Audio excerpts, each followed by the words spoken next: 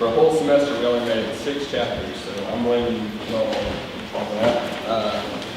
Luke chapter 5, starting chapter verse 33. Tonight, you may notice I have a little prop here. This hurdle, right? Who runs hurdles in here? Who actually clears all the hurdles in here? Okay. I got 4 I know that run it, yeah? Dylan, Nevaeh, JB, Ethan, Tristan, you run it? How many times have you hit this bar and fallen? How many? How many do you think? How many? Never. Ethan, once?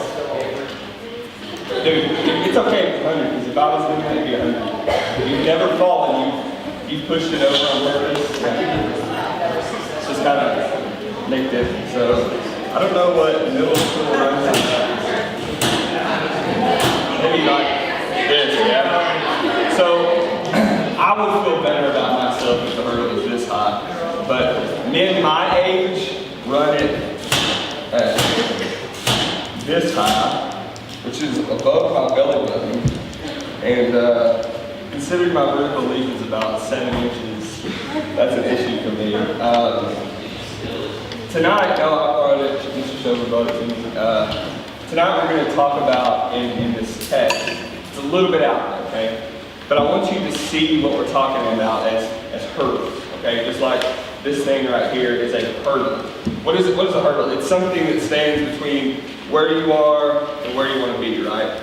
So a hurdle is something you got to get over in order to get where you're supposed to be. And in a race, you're trying to get to the finish line first, right? And so there are, in a 300-meter hurdles, how many hurdles are there? Like 11, 10 hurdles or something?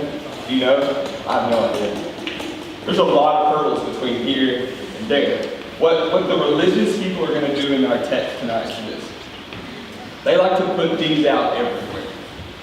They have all these hurdles that people got to get past in order to come close to God. So they've set up all these rules, they've set up all this stuff that in order to get close to God with them, you got to do it like they do. You got to clear the hurdle to get between you and God. So in our example, in the text tonight, here's what we're going to hear. Here are the hurdles, and you may go, that doesn't sound like a hurdle, that sounds like something else. 1, fasting on the right days. Okay? Fasting on the right days and fasting enough.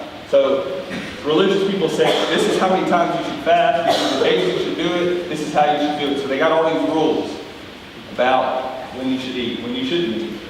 They've got eating and drinking certain foods. So they've got all these rules. You can have beef, but you can't have pork. You can have this, you can't have that. You can have this drink, you can't have that drink. They've got all sorts of other hurdles. Not doing anything on the Sabbath, 0 work on the Sabbath. So if you get up and get you a snack, as we're going to see, they're going to call you out. So they've got all these barriers that keep people from God. Okay? They've set up all of these hurdles. You see, this is not really how God set it up. This is how the religious set it up. See, God made the world. Think about it with me. We talked about it this spring to start the year. We started in Genesis. We said God made the world. He existed before everything. And somehow in His grand design, He thought of us, and He made us, and He made everything, okay? He made everything just like a car maker would make a car, right? The car maker knows it's got 4 wheels and they're round. It's got an engine that propels the axle, that goes through the transmission box and gears and propels it forward. And you got to have oil in it. The car maker knows exactly how it works, right? Or think about a gun maker. That's more your Smith & Wesson, or I think that's a gun. I don't know. I don't shoot guns. I'm not very redneck. Anyway, a gun maker makes a gun a specific way. It doesn't shoot both ways, right? It shoots one direction. And there's a certain way you load it. You don't load it backwards or it doesn't work. You don't clean it with just anything. You clean it with certain stuff, right? Or think about surgery, right? A surgeon knows exactly how the body works. And so a surgeon knows, okay, if I'm going to get to his large intestine, I got to cut here and not over here, because if I cut, or whatever, I don't know surgery, I don't know anatomy, but if I cut here, I'm going to get a blood vessel And if I use this kind of tool, this is going to happen. If I use dirty hands, this guy's going to get an infection and get gout and die, right? But God made the world as an expert, right? He knows exactly how it works. So he doesn't make it and just go, I don't know, figure it out, y'all. Right? No. God knows how we're supposed to live. Because he made us. We're the car. We're not the car maker. He knows exactly how we're supposed to live. Now think about it. There's a way that a car works, right? And if you're going to go change the oil JB on little Harry, what are you going to put in it? What kind of oil are you going to put in? Do you know? I have no idea. It's okay. Did you go to who to get it done? I have no idea. My parents did. Okay, you either go to your dad, who probably takes it somewhere, or he knows how to do it. Who knows how to change the Oh, oil? my dad. He doesn't do it, he takes it to somebody. Who knows how to change the oil? I need a guy, please. A man. Okay. What kind of oil goes in your vehicle? Somebody. Who knows? What kind of oil goes in your vehicle? Wait, one person. That's like 50. What kind of vehicle goes in y'all's car? Okay. Anyways, this is not the change the conversation. Here, look. If you were to go home, Dawson, and tell your mom, Kelsey, look, we need to get the oil changed. I got a whole bunch of ketchup.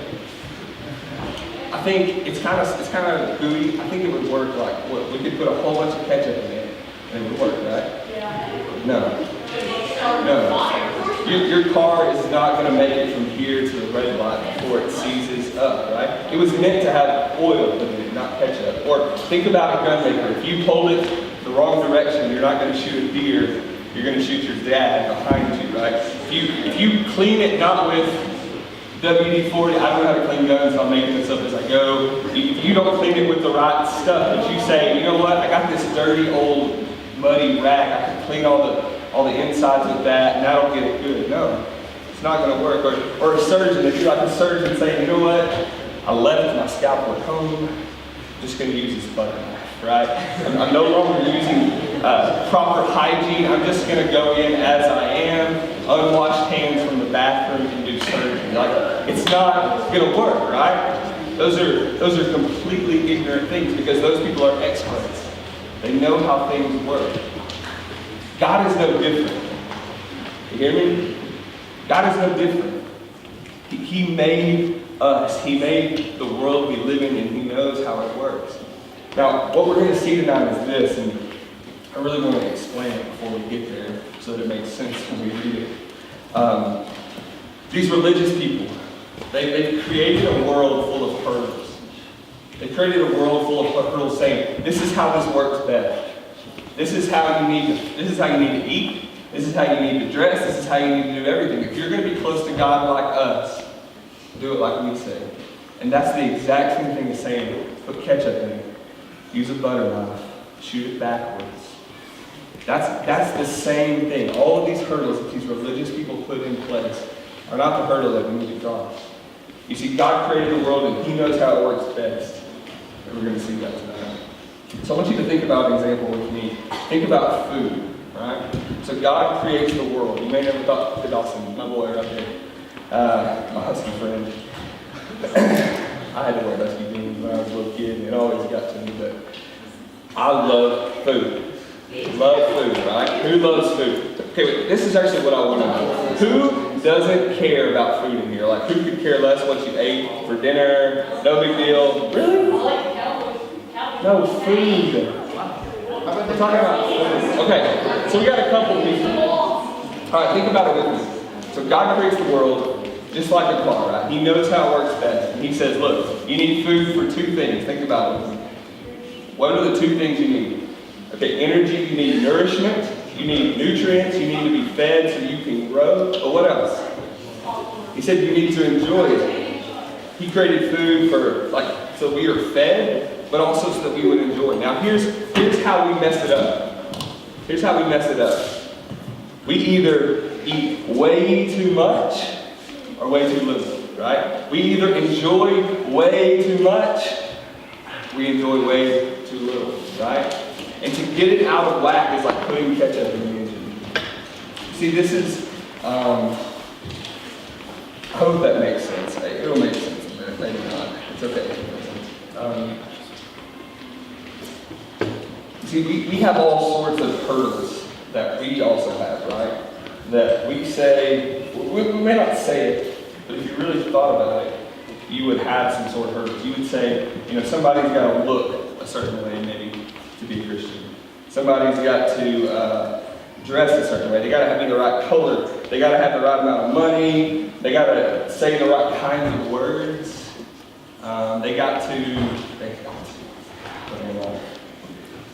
All sorts of things, all sorts of hurdles. We say, no, that person can't be close to God because I see this. Those are hurdles, right? Those are things that we say, no, if you're going to get close to God, you've got to get over that first. That's not what God says. God doesn't say, clean your life up, get your stuff together, figure it all out, get over all these hurdles, and then come to me. That's not it at all. It's not it at all. He says, come to me, all who are weary and heavy laden, I will give you rest. He doesn't say, come to me, get your life together, get it all fixed up, and then I'll save you. No, it's not based on our works. You see, it's not based on us getting over the right hurdles. No, it's based on grace, right? We're going to see that tonight. So tonight, Jesus is going to call out all these religious groups. Let's start reading John chapter 5, or Luke chapter 5, starting in verse 33. Here we go. I'll read a little bit and try to explain what's going on, and then we'll try to apply it again. So, it says, one day, some people said to Jesus, John the Baptist's disciples fast and pray regularly, and so do the disciples of the Pharisees. Why are your disciples always eating and drinking? You see the hurdle? They said, look, y'all can't be close to God because y'all are always eating and drinking. There's never fasting in your life. And Jesus is going to call them out. 34, he says, do wedding guests fast while celebrating with the groom? Of course not. But someday the groom will be taken away from them, and then they will fast. So the hurdle here, and it's so easy to get confused when we read this, like grooms and weddings and food, I don't know. They're saying, if you want to be close to God, you got to do like we do. And Jesus is saying, no, you don't get it. You're not understanding. What's funny is that sometimes they'll go, why aren't you eating? And then sometimes they'll say, you're eating too much. They can't decide. They're just trying to get to Jesus. They're just trying to put hurdles in the way. Verse 36. It says, then Jesus gave them this illustration. No one tears a piece of cloth from a new garment and uses it to patch an old garment. For then the new garment would be ruined, and the new patch wouldn't even match the old garment. And no one puts new wine into old wineskins. I'll explain all this.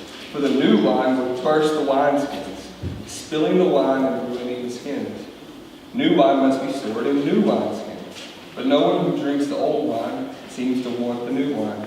The old is just fine. So he uses these two examples of old and new. So he's got, you don't even know this, and I don't even know this, because my clothes my whole life have come pre-shrunk. You may not even know this about your jeans. You buy, right, am I correct?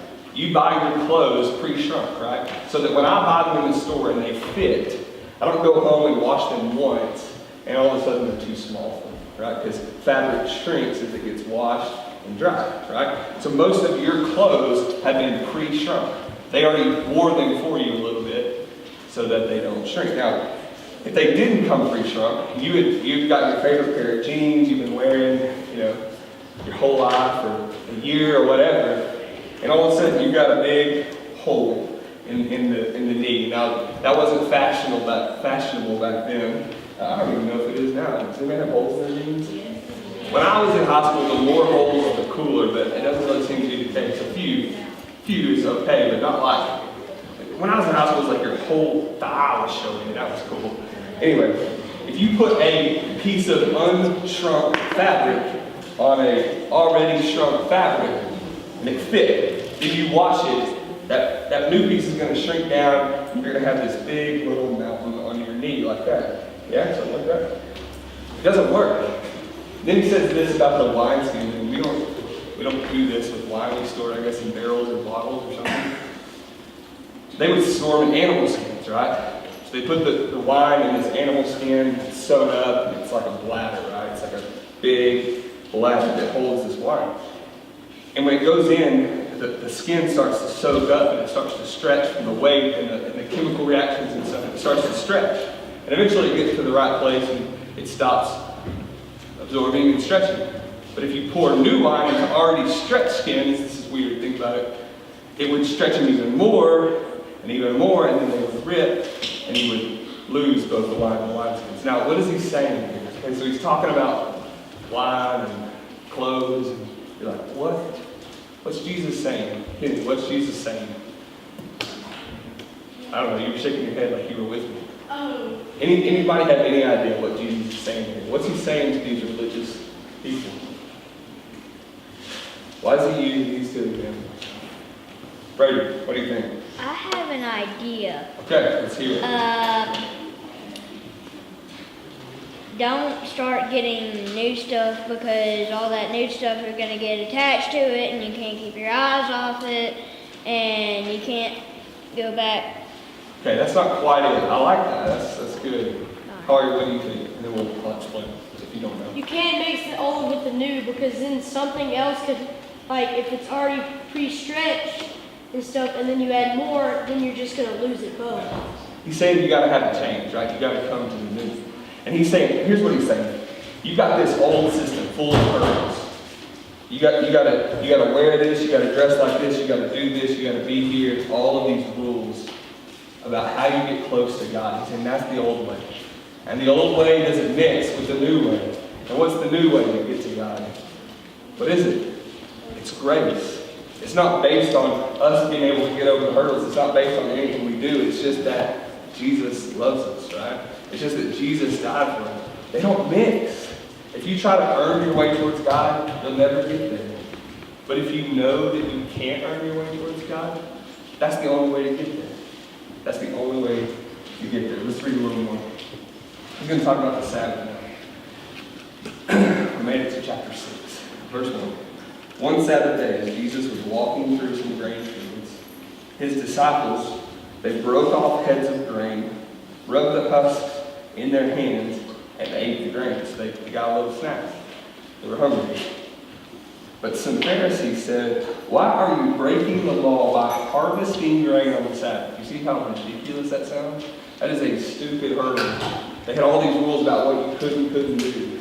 They couldn't harvest, right? And so, because they took a little snack, whatever. Jesus replied, "Haven't you read in the scriptures what David did when he and his companions were hungry? He went into the house of God, and he broke the law by eating the sacred loaves of bread that only the priest could eat. He gave some to his companions." And Jesus added, "The Son of Man is Lord even over the Sabbath." Keep going. Verse 6. On another Sabbath day, a man with a deformed right hand was in the synagogue while Jesus was teaching. So Jesus is teaching on the Sabbath. You can't do anything. You can't work. It says, verse 7, the teachers of religious law and the Pharisees, they watched Jesus closely. Because if he healed the man's hand, they planned to accuse him of working on the Sabbath. But again, verse 8, Jesus knew their thoughts. So he said to the man with the deformed hand, "Come and stand in front of everyone." And so the man came forward. And Jesus said to his critics, the religious, "I have a question for you. Does the law, does all your rules, all your hurdles, all these things you put together, does the law permit good deeds on the Sabbath? Or is it a day for doing evil? Is this a day to save life or destroy it?" It says he looked around at them one by one and then said to the man, "Hold out your hand." So the man held out his hand and it was restored. It was well, it was good. And at this, the enemies of Jesus were wild with rage and began to discuss what to do with him. You see, Jesus, they've got all these hurdles, right? About the Sabbath, when you could and couldn't work, what you could and couldn't do, right? All these rules about how you were supposed to get to God. And Jesus is showing them it's ridiculous. You really don't get it. You really don't get it. That all of this effort, getting over these hurdles, keeping the Sabbath, doing all of these good deeds, and you still get to the end and there's one more hurdle. See, there's one hurdle for all of us that keeps us from God. What is our hurdle between us and God? What do we have to get past in order to get to God? What is it? Not earth. Pride, maybe. Let's go more general. What is it? Sin. Right? And this, jumping over this may make you feel pretty good, right? You can get over this tall one. You see that sin, the hurdle of sin is, I don't even know how to describe it, but it's infinitely larger than this. It's not something you can just get over by yourself. There is no way across. You see what Jesus is coming to say is this. There's only one way over the hurdle. You can try to jump over, like, I feel better about myself if I put this down and I jump over it, right? It would be fun to run a race. You know, I heard a guy say once, it's really not that impressive when Shaquille O'Neal dunks, right? Because he's almost, it's like 7'4". All you gotta do is reach his hands up. It's really not impressive when he dunks. Because he's just like this. It's like me jumping over this, right? And we feel better about ourselves. Ooh, I kept the Sabbath. Ooh, I went to church. Ooh, I opened my Bible today. Ooh, whatever we fill in the blank. I couldn't think of anything else in that moment, so I said whatever. We feel better about ourselves by making our hurdles really small. You see, but here's the reality. The hurdle of sin is so much bigger than you can even imagine. And the only way to get over that hurdle is to admit that you can't, to admit that sin keeps you from God, and to trust that Jesus can come and take your place. Jesus can get you over the hurdle. Jesus takes the hurdle away. I want to pray for us. And if you don't, that like, sorry, trying to get comfortable. I stand up here week after week, and I'm on my second year, and sometimes it feels like I'm banging my head against a wall.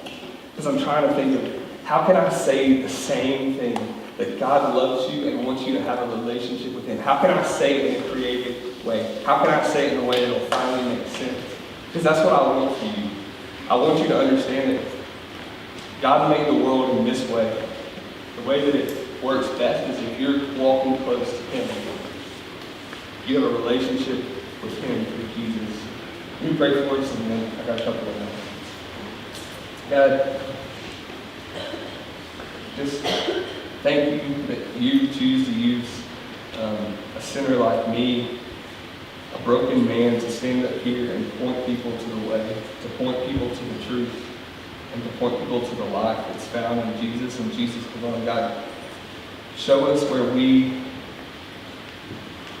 are refusing you, God. Show us where we're refusing to walk closely in relationship with you, God. May you give each one of these students a deep desire to walk closely with you. May that be their aim with their entire life, God. And that's my heart for them, because that's what's best for them, God. And so I pray that you would make that happen. I can't say it creatively enough. I can't say it loud enough or winsomely enough. God, I can't. God, you have to do it. And so I pray that you would, God, save someone. God, you would bring them close to you through relationship with Jesus, God. I love you. Thank you for this year we've had together. And pray that next year would be even better. Pray all this in your Son's name.